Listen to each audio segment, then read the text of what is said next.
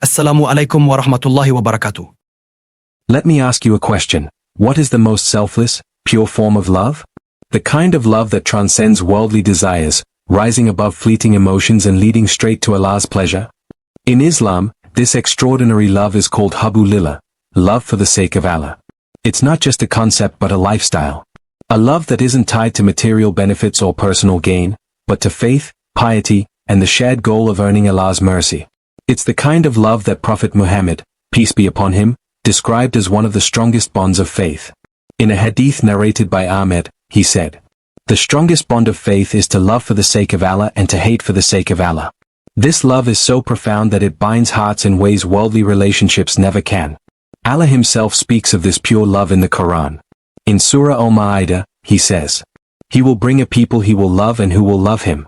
This love forms the foundation of our strongest, most meaningful relationships that last not only in this world but extend to eternity.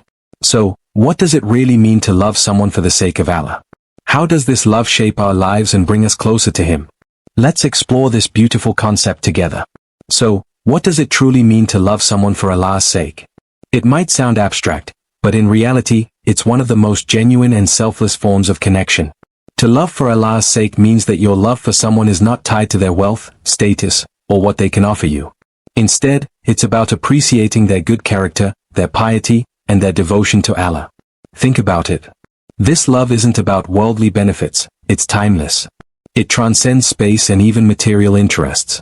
It's rooted in the desire to see one another succeed, not just in this world, but in the hereafter. Prophet Muhammad, peace be upon him, emphasized this love as the strongest bond of faith.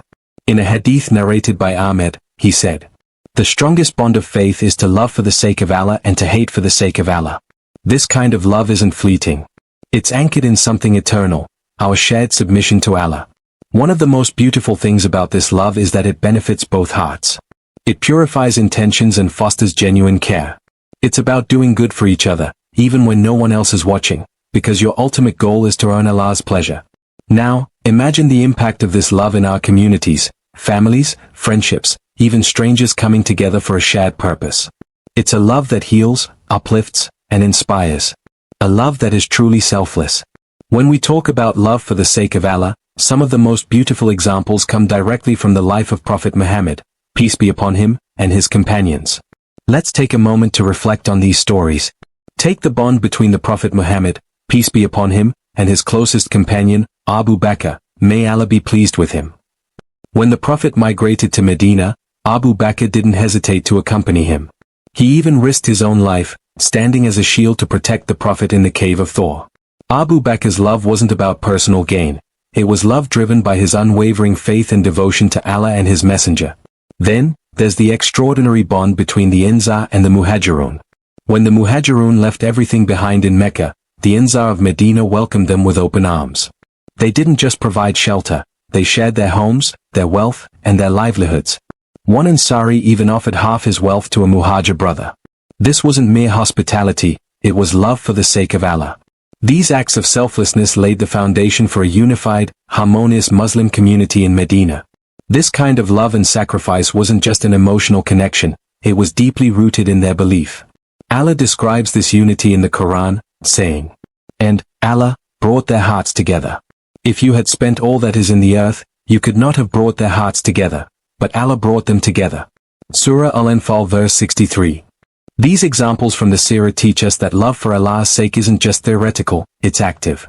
It manifests in actions, sacrifices, and a shared dedication to Allah's pleasure. So, how can we embody this kind of love in our lives today? Let's explore that next. Why is love for Allah so important? It's because this love creates unity, harmony, and a sense of purpose in our communities. It connects us not just as individuals but as believers working toward a shared goal, pleasing Allah. When we love each other for Allah's sake, our relationships become free of ulterior motives.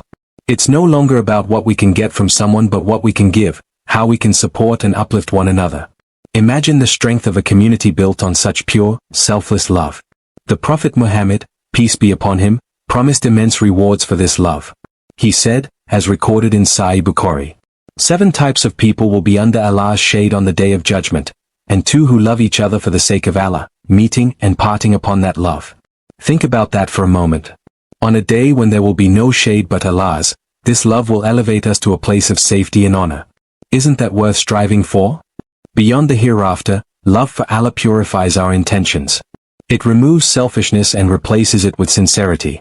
It strengthens our bonds because our relationships are built on mutual respect, care, and devotion to Allah, not on fleeting worldly desires. When we prioritize love for Allah, we find ourselves in relationships that are fulfilling and enduring, relationships that help us grow closer to Allah and guide us to the best version of ourselves. Now, imagine if we all practice this kind of love. The unity and harmony it would bring could transform not just individuals but entire communities. And that's the power of loving for the sake of Allah. So, how can we cultivate love for Allah's sake in our lives?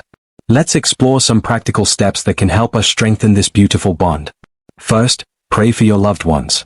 The Prophet Muhammad, peace be upon him, taught us that when we make dua for someone in their absence, the angels say, Ameen, and for you the same. Sahih Muslim. Imagine the beauty of building love by asking Allah to bless someone and receiving the same blessings in return. Second, forgive others.